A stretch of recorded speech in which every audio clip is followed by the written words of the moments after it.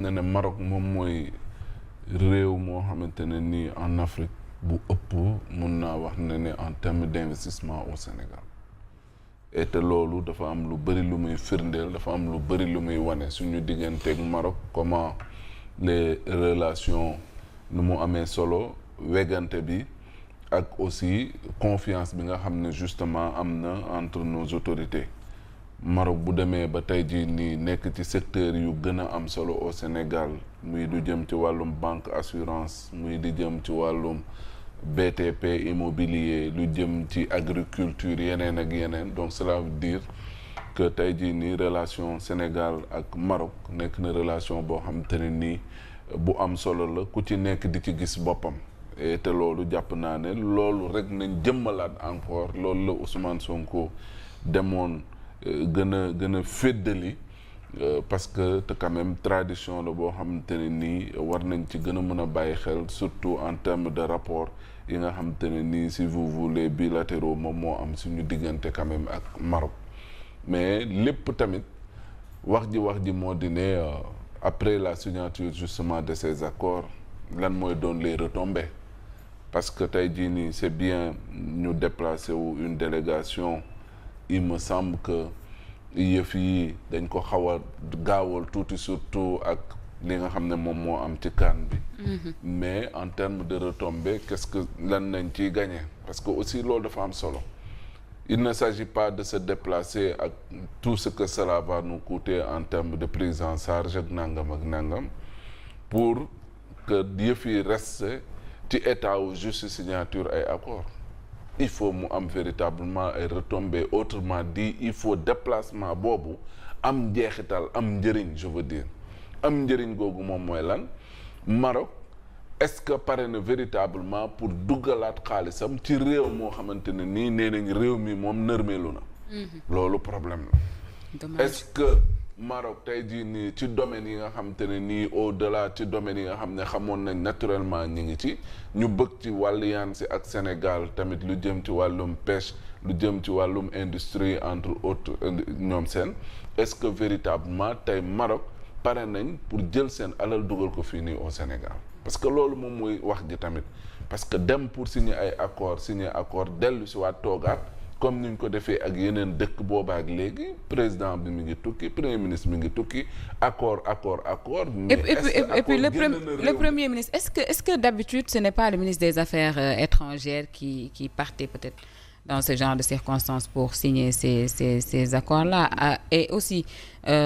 quelqu'un m'interpelle sur la médiatisation surtout de cet événement-là est-ce que d'habitude parce qu'il faut dire que amoon na ay accords yoo xamante ne nii Ndiaga mu ngi koy wax léegi gouvernement bi weesu defoon na ko mu ngi tolloon ci 14 d'ailleurs alors aujourd'hui le premier ministre qui va pour faire un long discours entre autres et s'entretenir avec le ministre des Affaires étrangères là-bas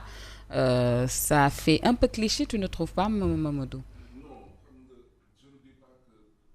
amul solo si dem pour peut-être gën a mën a gagner la confiance des Marocains dem pour gën a mën a convaincre les Marocains pour ñu gën a mën a investir au Sénégal parce que n'oubliez pas madame entre-temps de 2024 ba 2026 mais seen réew dafa am fu mu jóge ak fi nga xam ne fa la yegg mooy réew mi daa gën a dellu gannaaw mooy réew mi dafa gën a nërmelu maintenant kan moo pare tey jii nii pour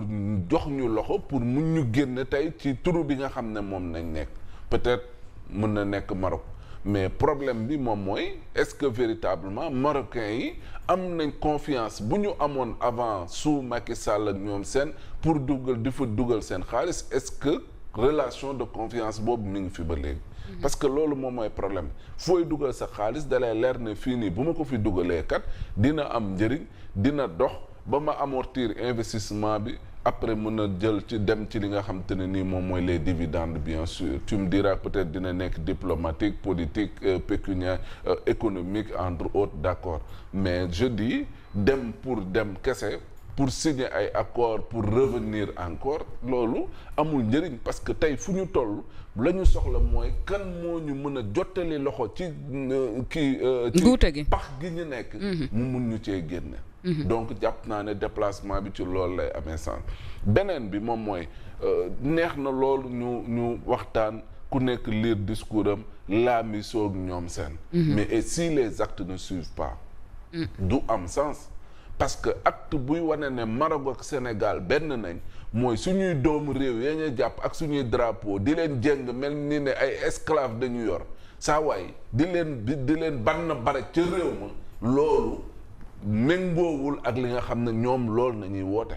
parce que nit looy woote tam da nga koy nuroo. munoo ne woy Sénégal kat c'est un pays ami frère nangam ak nangam jël ay doomam parce que mbirum match football kese la mais di leen baagante loo àdduna bi yëpp gis leen ñu drapé wu aux couleurs nationales ñu takk leen ay menottes mel ni ne daa am lu ñu def or nekkuñu ci lu dul loo xam te ne nii ci présomption nañ nekk. c'est des prévenus nekkagul amagul dem jugé guñ leen defaguñ leen dara bu dee loolu dëgg la moomoo li mu wax li moom mooy li am moom mooy il fallait abandonner les poursuites. loolu moom mooy dëgg. mais woote ci ne way man kat Maroc waaw Sénégal samay mbokk nañ samay kii premier ministre ñëwal ñu signé nangam ak nangam à côté ñuy traîner loo say doom mais loolu aussi sa waay amul njëriñ. te pression bi dafa waroon nekk du côté des Marocains war leen ne leen kat sama réew yéen a fi am li nga xam te ni mooy ay intérêt. kon boobu man li ma bëgg aussi il faut respect dox suñu diggante. match de football la woon la war moom mooy ba mu jeexee ñu bàyyi sénégalais yi ñu ñibbi. sénégalais yi tëbbuñu fa di cëppi dañ doon xeex ak ñan doon xeex ak ñan la ñooñu dóor nañ leen. xeex la woon jàpp sénégalais yi kese bàyyi fa seen doom Maroc aussi. moi je trouve que il y a un manque de respect boo xam te ne nii am na ci diggante waa Maroc jëmale ko ci waa Sénégal. et loolu nag réponse bi moom mooy suñuy autorité ñoo waroon taper du poing sur la table aussi wan leen ne attention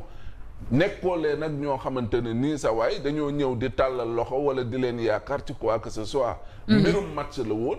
football nañ am na ay problème mais on règle ça à l'amiable mais ñëw bind ay accord fii dinaa leen dimbali ci lii dinaa leen ci dimbali ci lële à côté ñi ngi jël seeni doom ñuy croupir en prison parce que pourquoi match football la woon mais quand même il faut que les actes suivent. et puis moom moo accords yi revu la woon wax naa ko tantôt lu amoon la ba pare à l'issue peut-être de cette réunion parce que réunion la woon ci diggante ministre des affaires étrangères bu foofu ak Ousmane Sonko suñu premier ministre xoolaat nañu xëy na accords yi nga xamante ni nii ñoo existé woon déjà pour gën ko yeesal aborder tout de même le cas des Sénégalais qui étaient là-bas était vraiment important aussi. waaw mooy li ma wax sànq gis nga par contre Fofana dafa am lu am solo lu ci dolli mooy Sénégal dafa dellu ginnaaw ci wàllum économie tey fi nga xamante ni foofu la ñu nekkoon dañu fa jóge bu yàgg a yàgg léegi nag su fekkente ne tey on est dans un pays bu nga xamante ni dafa nekk 4e sous-sol dëkk boo xamante ni économiquement parlant dañu instable sans bi dañoo am problème sax fay suñu bor dëkk boo xamante ni dañoo contracté dette cachée bu jéggi dayoo dëkk la bu nga xamante ni FMI maanaam amaguñu qualité fu FMI ak yeneen institution